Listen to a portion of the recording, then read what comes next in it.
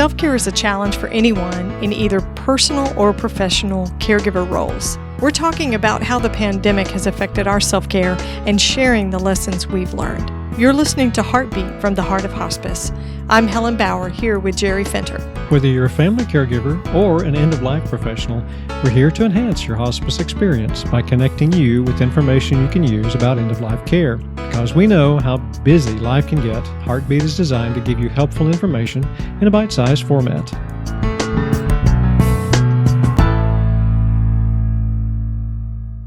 We'd like to thank today's sponsor, Funeralocity.com.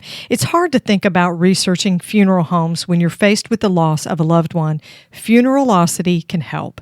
At no cost to you, Funeralocity gives you the ability to compare the prices and services of every funeral home and cremation provider in your area and provides you with vast resources to assist in the funeral planning process. Find out more at Funeralocity.com. We should be talking about sleep hygiene as part of self-care today. I think we should. Okay, so today... You need to ask me why. Well, I was going to say why. Okay, so say it. So, because it's raining outside and it's really... Keep going. It's the afternoon and it's just time for a nap and you have a grandbaby. That's it. Did you not think I would get around to that? I'm so surprised that we're talking about that. Folks, everything that she talks about. Careful. It's not everything I talk about, but I talk about him a lot. And do you know why I talk about him a lot? Because he's cute. He is the cutest thing on the planet. Of course he is. My babies, I have 2 daughters. My babies were the cutest thing. But this baby, he is precious. Of course he is precious. So I have a new grandbaby. He's my first grandbaby. He is 2.5 weeks old, and I have been helping his mom and dad out, and I'm old, getting older very quickly. Oh, my goodness. And he is a hungry little man. So he's up a lot at night? Is that what you're saying? Yes, every 2 to 3 hours. Oh, better you than me. Yes. Oh, my gosh. I'm telling you, this is why young people have the ability to have children, and then older people get to move on with their lives because... Oh, it's a good thing we love him and he's cute. That's right. Yes. Between the diapers and the feedings, my goodness.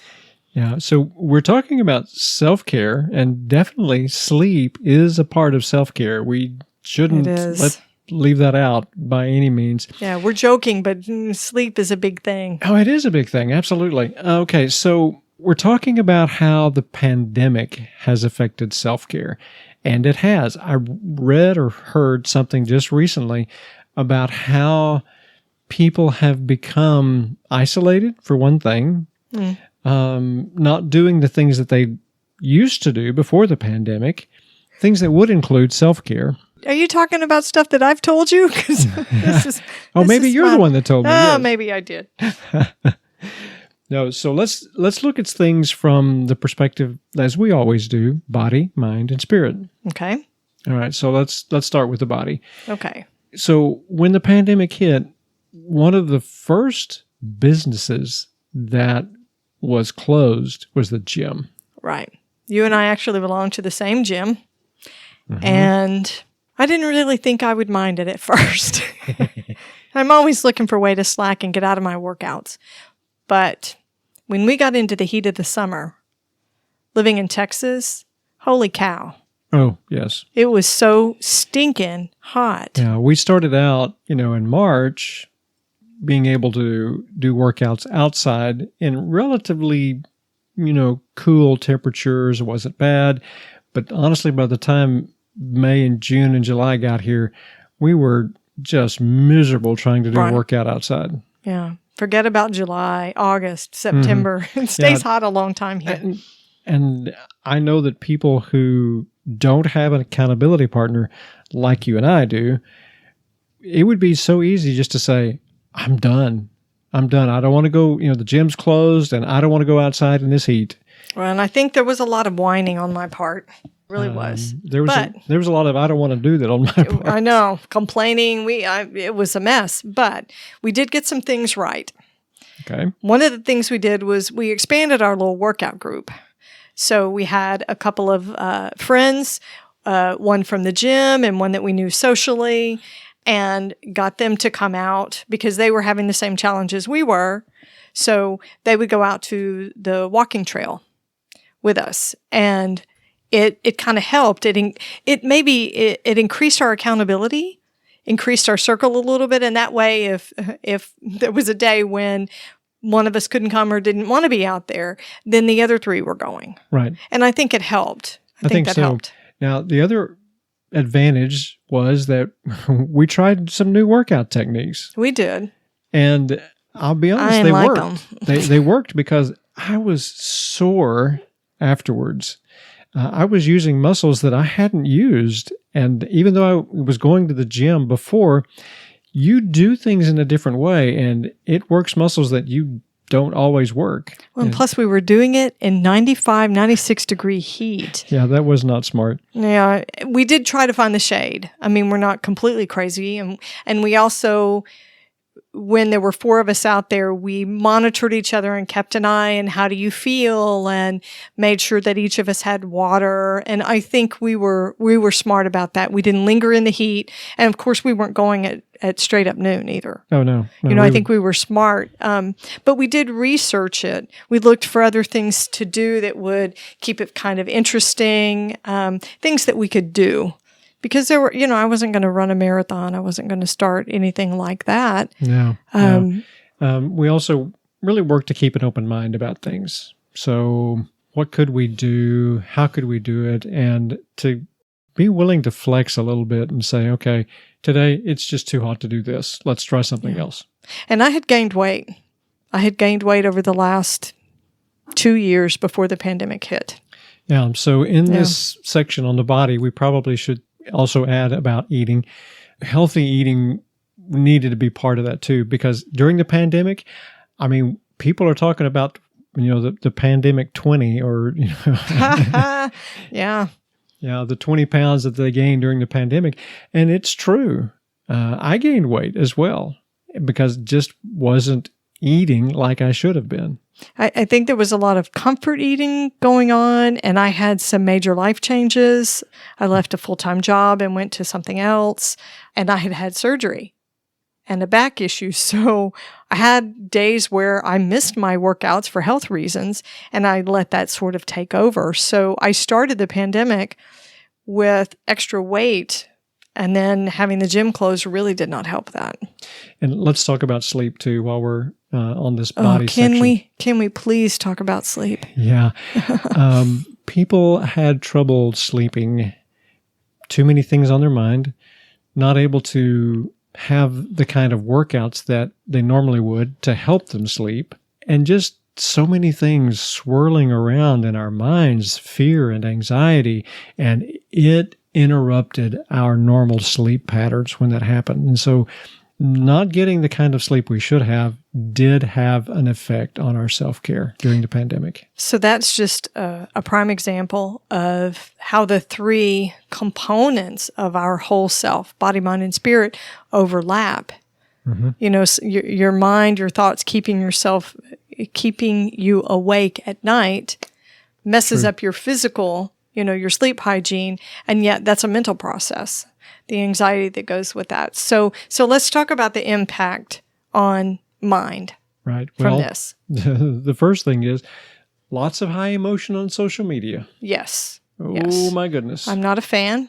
Nope. Huge surge of news. Yes. And because of what we do, the work that we do, working in healthcare, I work in compliance and quality assurance, and you are actively working to lead a team of spiritual counselors in hospice. We were doing boundary scanning every single day. And boundary scanning is reading the news releases that are coming out, the waivers that are being published, the clarification of the waivers, policy changes that come out, especially for you, having to do with PPE for your team and how they were able to or not able to see patients inside facilities, things like that.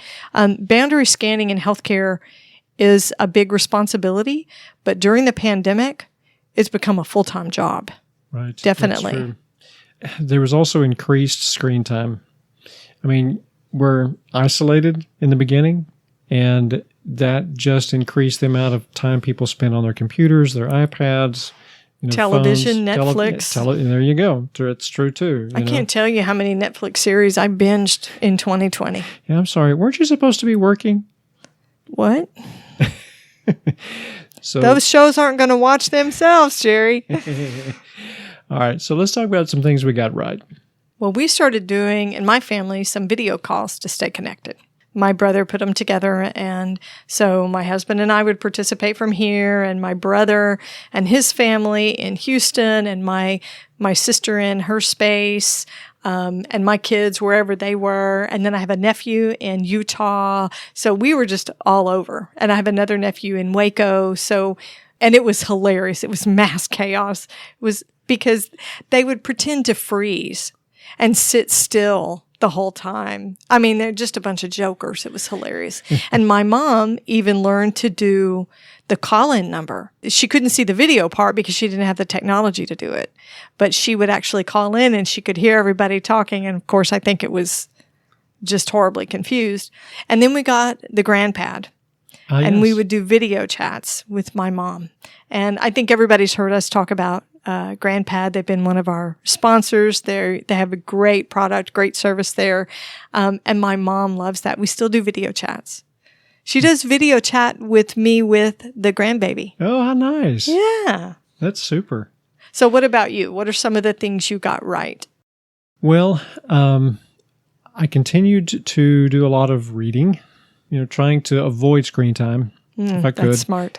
So reading was important to do that. And I would say that's probably one of the things that I did a lot of. Otherwise, reading became something that was totally work-related.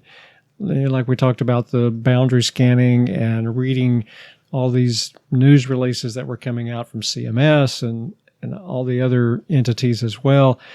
And I just needed something to quiet my mind a little bit, think about other things for a while. Right. Escape a little bit. Yeah. And so reading was my go-to when it came to that. Very smart. When you're dealing with the loss of a loved one, it can be challenging to find a funeral provider who will be a good fit for your needs. Funeralocity makes it easier.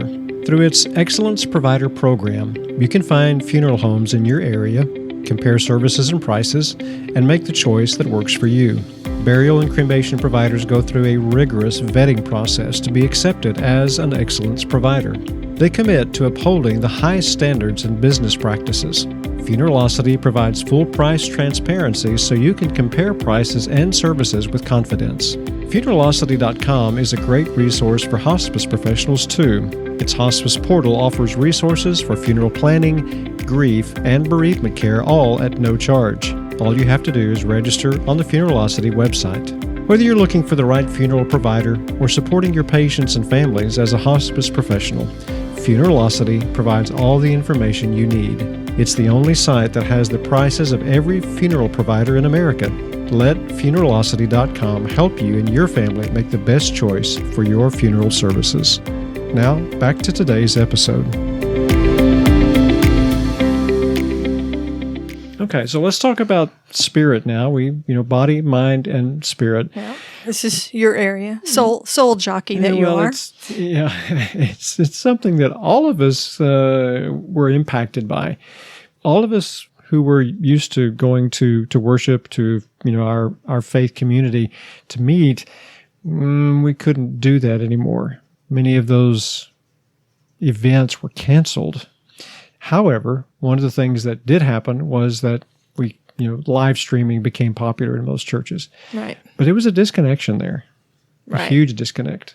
Right. So corporate worship, where you're gathered with your faith community, your faith leaders, your worship leaders, and the sacred music, the sacred readings, I think pretty much every faith, Buddhist, Jewish, Muslim, Christian, I think there are numerous faiths that employ a lot of those things, but the biggest commonality is that it's together. It's people gathering together to worship in a particular way. And there was such a disconnection from those things. Such a disconnection. So, things we got right. I have a couple of things listed, but I would say that these were minimal. They did not last very long. And this is probably the area I struggled with the most. So I did some live stream worship. The faith community that I worship in did start live streaming. But I found it horrifying, quite frankly, to watch a huge, empty, beautiful place of worship that I have been sitting in for the last 30 years. 30 years with my church family, as we call them, my worship family, watching a faith leader speak to nobody, to an empty place. And I cried through it at the very beginning. And what I learned was it just wasn't going to work well for me. That first 6 months was very emotional. And so I quit. I quit watching. Right, it just didn't work well for me. It just wasn't filling your cup like you needed it to. No, what I found was listening to music that was meditative, even classical music, things like that, was more worshipful for me. Being outside, walking with, listening to music, things like that, that was more of a worshipful moment for me. I had a similar experience. I tried the live stream worship as well. Even went to other websites where different churches were offering, their worship services, and never really found one that I felt like I could connect with. And you could watch anybody's. You could watch anybody's service, right? Regardless. And like you, what I went to was the music part of it, because music is very important to me. It really affects my spirit in a way that that really nothing else does. And so I went to listening to worship music and found that to be the most helpful to be something that really encourages my spirit. So what did we learn? Self-care has to flex. Not just in small ways, like you have an injury, you break your arm, and you have to change up what you do at the gym, or your schedule has to change, but in big ways. Oh, yeah. These were big ways. Yes. Like your whole workout program is completely off limits. Yes. That kind of thing. Your whole ritual for worship is completely removed. If we are not flexible, then we're going to say, well, if I can't do it the way that I've always done it, I'm not going to do anything. Right. Which is not helpful. No, because in all or nothing, you lose. Absolutely. You absolutely lose if you choose nothing. Yeah. So it's not to our advantage to say, well, I'm just not going to do anything. Right. No. If I can't have it the way I want, I may have said that. If I can't do my workout the way I want to, well, then I'm just going to binge watch Gilmore Girls for the 5th time and eat ice cream. Which is not helpful. No. No, body, mind, or spirit. Right. So we also learned that an open-minded attitude is really important, which kind of goes back to the flex. You've got to have an open mind and say, okay, this is not what I want, but this is what I need right now. I think we did pretty well with the open-mindedness. I think so. The other thing is, not every change is going to work the first time. Well, the live streaming worship. Right. That didn't work for me. Mm-hmm. Yeah, and there were some things about our workouts that we also had to change. True. We realized, this is not working. We need to do something different. And so we did. This is too hard. I don't like it. Yeah, I don't think I had much sympathy for that, did I? No, you didn't. But it is important to remember that each one of the three affects the other two. We've always said body affects mind, affects spirit. Can't section it out. For me to lie on the couch and watch Netflix, it affected my mind, affected my spirit, affected me physically. And you can't separate that. So when you nurture one, you are nurturing all. Right, which is why self-care, complete self-care, is so important. Take care of yourself, body, mind, and spirit. And when you do, the positive effects will be noticeable. We hope you've learned a little something from our mistakes and our honesty here. It's been a challenge, and I think it will be a challenge for a while ongoing. Thanks for listening to Heartbeat from the Heart of Hospice. I'm Helen Bauer with Jerry Finter. Because we know your hospice journey is 24/7, you can always find us at theheartofhospice.com. Subscribe to the podcast wherever you're listening, and please take a minute to leave a rating or a review on Apple Podcasts. To connect with us, you can send us an email to host@theheartofhospice.com. And you can also find us on social media. And remember, no matter who you are or where you are in your hospice journey, you're the heart of hospice.